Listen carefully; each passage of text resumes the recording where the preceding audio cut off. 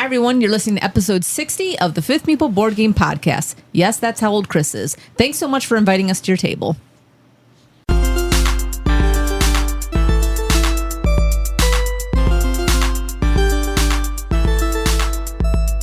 Hello, everyone, and welcome to another episode of the Fifth Meeple Board Game Podcast. We're a group of diverse friends who offer our takes on the latest and greatest board games to hit our table.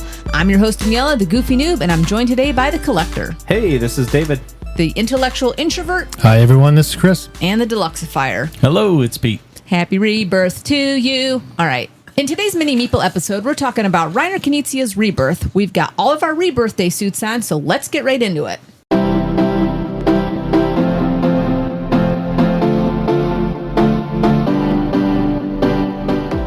Rebirth is a 2 to 4 player tile placement and area majority game that takes place after a series of calamities left civilization in shambles. As a clan leader, you compete for strategic land control by rebuilding its prestigious castles. In the basic game, the playing board is a hex map of Scotland. Each player starts with a series of tiles representing food farms, energy farms, and settlements, taking 2 at random and removing them from their supply. Your turn starts by drawing a random tile from your supply, after which you'll place it on the board at a location that matches the tile type. If the tile is a food or energy tile, you immediately score 1 point for each of your tiles in that cluster, which is all the contiguous tiles of that same type and color. Settlement tiles, however, are placed within defined settlement boundaries. Once all of the spaces are occupied within one of those boundaries, that settlement is scored based on area majority. The map also contains several hexes that include castles and cathedrals. You are in control of a castle by having more tiles adjacent to it than your opponents. Conversely, anytime you place a tile by a new cathedral space, you place a marker on that cathedral and draw a private mission card. The game ends when all players' tiles have been placed on the board. Players then earn additional points for incomplete settlements, castles they control, and mission cards they completed. The player with the most points wins the game and downs a shot of Scotch whiskey. In the advanced game, a map of Ireland is used instead. The private mission cards are replaced with public missions, with earlier completion yielding higher points. 14 tower tiles are also placed on the board, offering points or other bonuses when laying an adjacent tile. The player with the most points still wins the game, but in this case might choose to chug a Guinness Stout. Rebirth was designed by Reiner Knizia and was first published in 2024 by Mighty Boards. All right, guys, what is it about Rebirth that makes you glad you're alive? I'll start with components. I really like the castles and cathedrals, and I'm talking about the components themselves. Mm-hmm. I think I read somewhere that these are recycled material, so it's that rewood or something like that. I'm not typically driven by environmental concerns, and that's not necessarily coming into here, especially in board games. I don't think the board game industry is destroying the planet. But when you can come up with a sustainability solution that actually is high quality and improves the experience, which I think these do, I'm 1,000% for it, and I really do like the components. Mm-hmm. Yeah, I think, the art is great. I love all things England, Scotland, Ireland. I've lived in Ireland for a number of months before. I really like the layout of this. I think it's wonderfully colored. I think the components too, when you're playing them, are greatly opposite of the colors of the actual board. So when you're playing them, you know exactly where you are on the board too. So I agree, Chris. I think this is a really quick game. I looked at our plays, and it's like 45 minutes, and it actually surprised me because I kind of expected it to be like an hour, 15 minutes, like a traditional average game, and it just went so fast for me. But I felt like I had a long game, which is a good thing. Mm-hmm. It didn't feel long in a bad way. Mm-hmm. I think that's the great thing about this game. I think when you're starting the game, it starts off like, all right, let me see where I'm going to go and what is everybody else kind of doing. And you can kind of see maybe what some of their end goals might be if you're kind of looking at where they're placing their castles and things like that. But when it ramps up, it's like off to the races. And when we're going around with the blimps, it's like, oh my gosh, trying to keep track of like the points and your own points. It really ramps up there with how fast it goes. Yeah, the majority control of area I do like better than just straight up area control, where one person gets it and you can invest in that area and get nothing for it. At least you're getting something for second. And I think, correct me if I'm wrong, but I think sometimes even if you're in third, was that for the settlements? For the settlements, I think that's only on the Ireland side. For the four sides, yeah. But that way you can kind of see, are you going to be able to get to it? We talk about other games where sometimes you just get locked out of something, then you got to shift gears and try to figure out what to do. And this is a game where you can kind of, as Daniela said, plan and kind of go for different areas. You're not necessarily jumping on top of each other, because I think you want to focus on your own objectives, because I think it's really important to get those objectives if you want to score well. Mm-hmm. Yeah, I mean, I agree with Pete. I like this game because it's fast, it's easy to teach. That's pretty much what I got to say so far. Yeah, easy to teach, easy rule set, but also there's a lot of decisions, and I like games that sit in that category where, again, they don't get their complexity through the rules; they get their complexity with how you do, how you execute on those rules. And I think anybody could sit down and play this game. Probably a non-gamer's playing on the Scotland side, not necessarily the Ireland side, but a brand new person could sit down and play this game and have fun doing it. Yeah. And again, it's not a super long game with, again, just a couple of rules and off you go. To build on Chris's, I think when you play the Ireland side, we all played Scotland, then we played Ireland, which is the expansion. It's great that you can flip the board and the expansion's right there with the added bonus cards at the top of what you're kind of racing to get. I thought that elevated the game quite a bit, and I usually never go for those extra type of bonus things on the top when I'm first learning a game. I thought like, wow, I have a chance.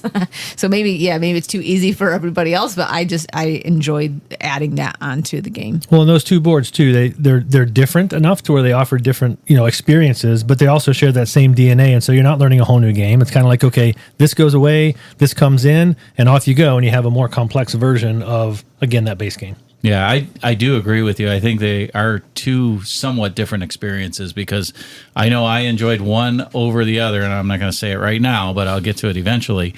But one of the things that I do like about the game too is when you're playing is after you take your turn, you draw your tile. So you have I think 2 tiles in your hand, so you're thinking about where you're going to go on your next turn, and I like that because then by the time it comes to you, unless if somebody snipes something right from you, you usually have an idea what you want to do, or at least a backup plan. So I know when playing with 4, I think that was a good player count. I think the board filled up pretty quickly.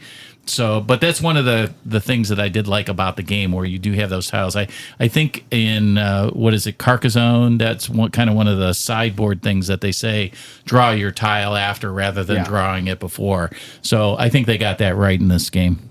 And it's only one tile. Unless you've got one of the special abilities from the Ireland side, it's very similar to Carcassonne. You're picking a tile, and that's what you got. Yeah, I couldn't remember if it was 1 or 2 tiles. I think there was a bonus that lets you draw that extra tile at one time.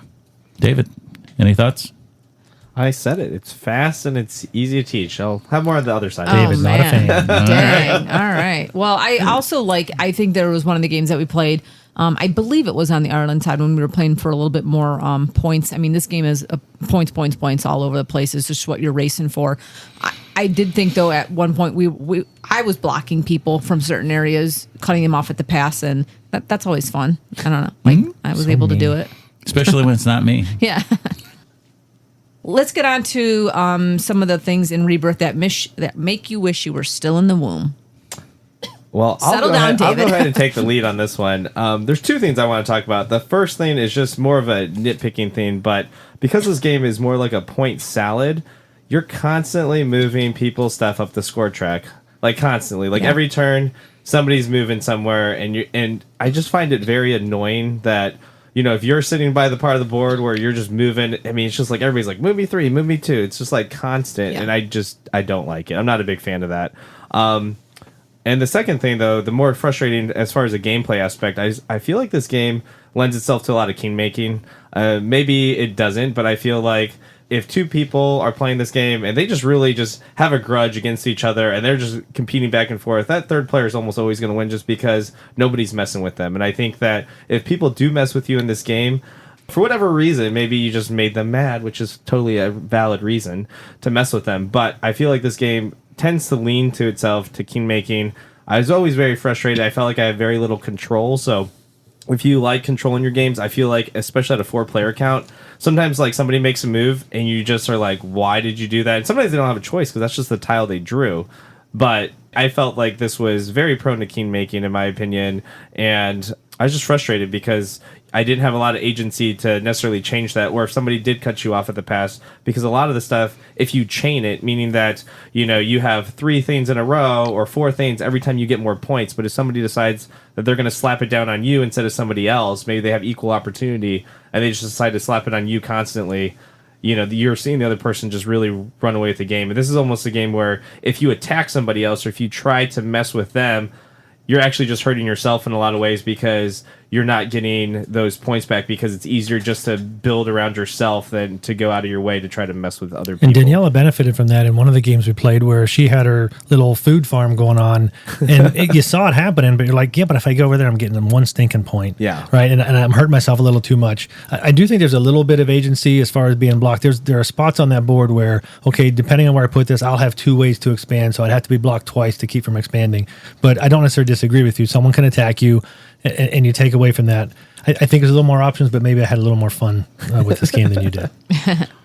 The 2 items that I had, one of them was the bonus cards, I think can make or break you. If you draw the right kind of bonus cards and at the end you can score a lot. And I know in the one game I think that I did win, I had 2 bonus cards that were the same that gave me a bunch of points. And that was kind of a real...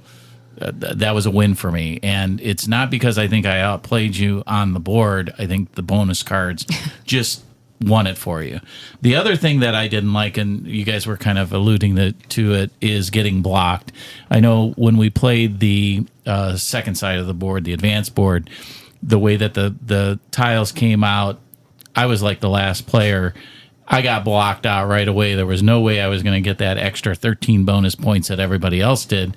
And I was struggling to try to get something of those cards that were balancing on it. You're getting ready to press that button. Just press the button. Thank you.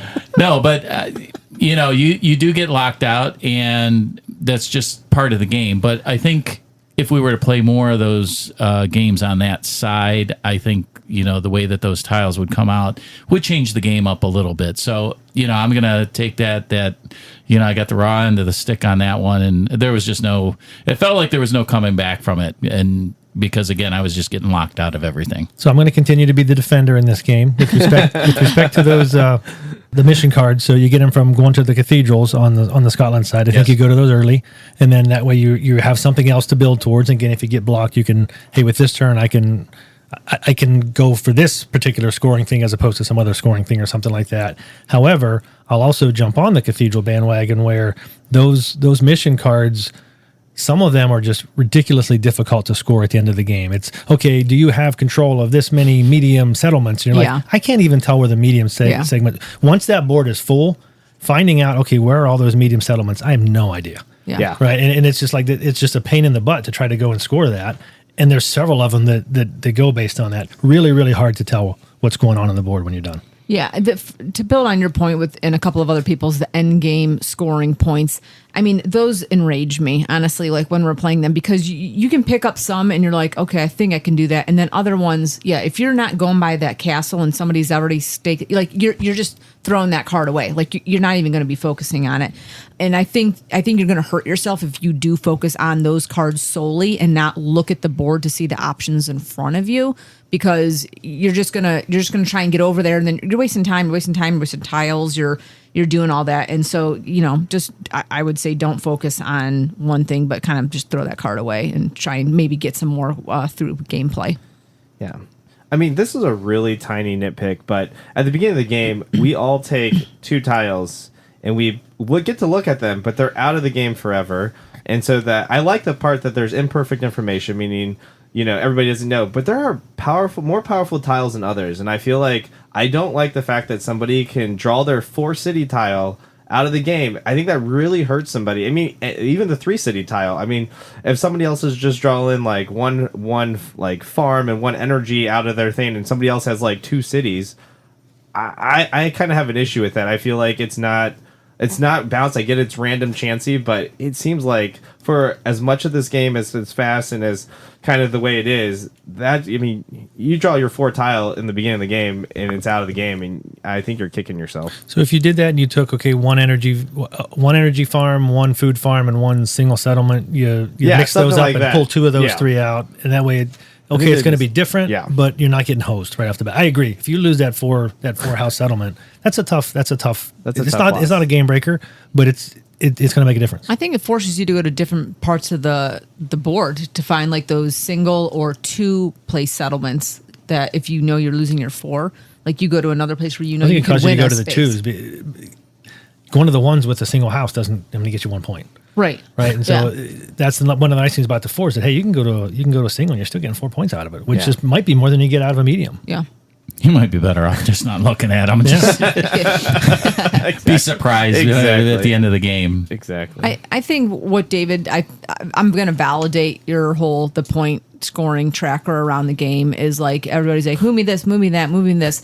We were both sitting at the top of the board where that was, and to be honest, I still don't understand fully how to score sometimes when people are doing things or when they close a city or when they're supposed to get points, because I'm like, why are you getting 3 points? And why, I think that's just a little bit of a frustration for me. Is again after 3 cup plays or so, I still don't understand fully like what the scoring stage is.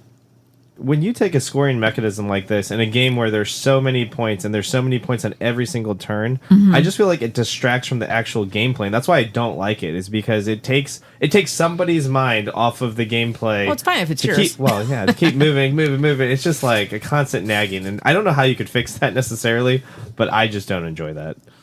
I think everybody needs to be responsible, for their own scoring. Well, yeah, I think that's one way where you do the Kickstarter Super Deluxe and it scores itself. Oh, it does. No, I'm giving these guys an opportunity. $1,000 and you call them over. And I never had to score you a game. could have like magnetized pieces that it knows where all the farm pieces are. But you could do. It's going to be That's in Harry $1,000 game. Potter. It'd be $1,000. It can be done. It can be done. Is it on BGA? Just out of curiosity. No, not yet. It is not. No, That'll be your answer. yeah. Yeah, that's true. The theme is dumb. I've said What is the theme? I don't know.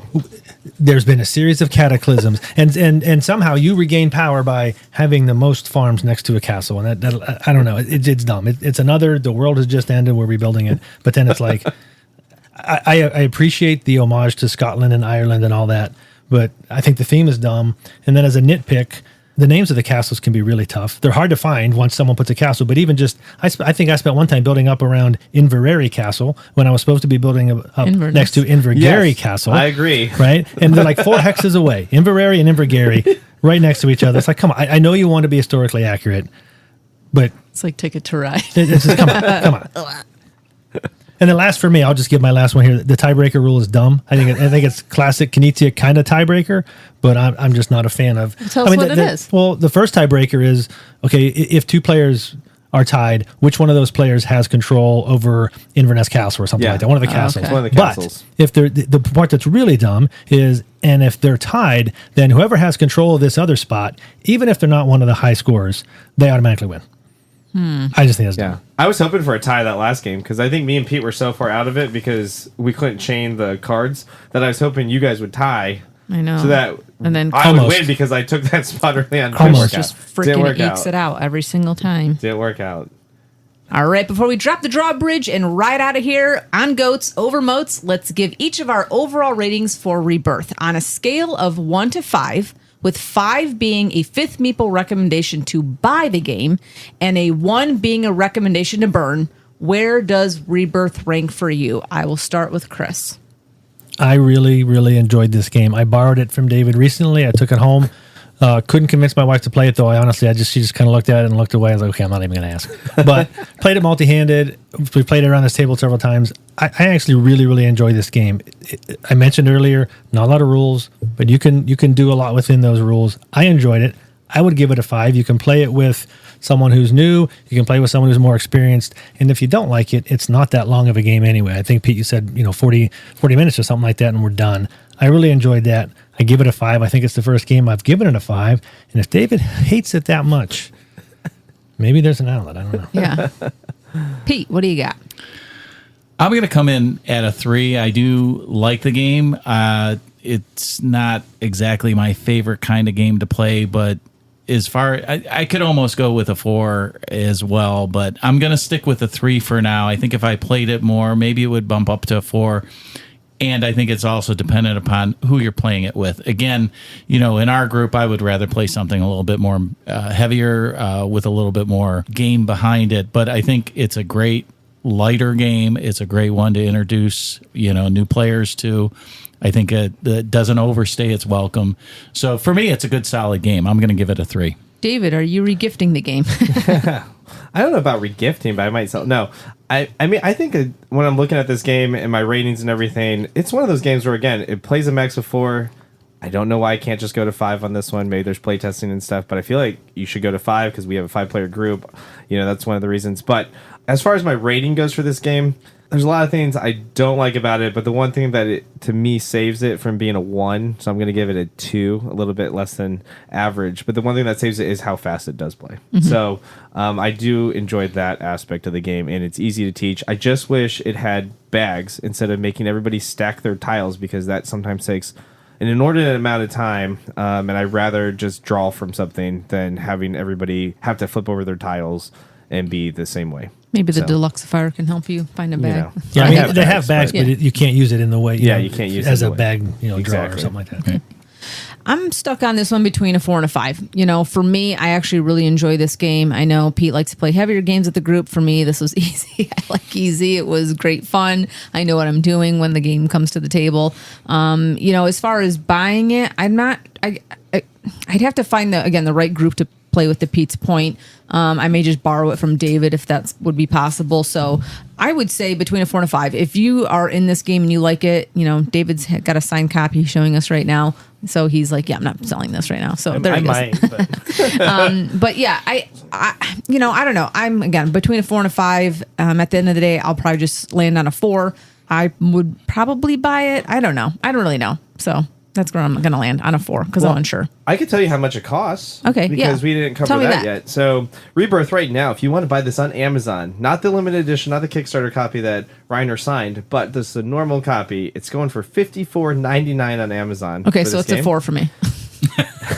But used, it's going for $35 to $45. It is holding its value. I think the latest copy I sold even sold for $50. So I don't know if there was like a supply lock, but it was pretty high up on that list. So it is holding its value as far as that goes on the secondary market. So used, I'll recommend a 5. New, I'll recommend a 4. Thing is, used, you have to pay shipping. A lot of times you can get free shipping on the new. I'll find it at like half price books or something. Well, guys, that brings us to the end of this mini episode of the Fifth Meeple Board Game Podcast. We hope you enjoyed our discussion on Rebirth. And if you'd like to get in touch, just email us at thefifthmeeple@gmail.com or reach out to us on social media. Of course, if you like our show, we'd love it if you'd leave us a 5-star review to help us grow our podcast. Thanks again for listening. And until next time, remember, there are 2 seasons in Scotland, June and winter. Goodbye, everyone. Bye-bye. Goodbye. Adios, amigos.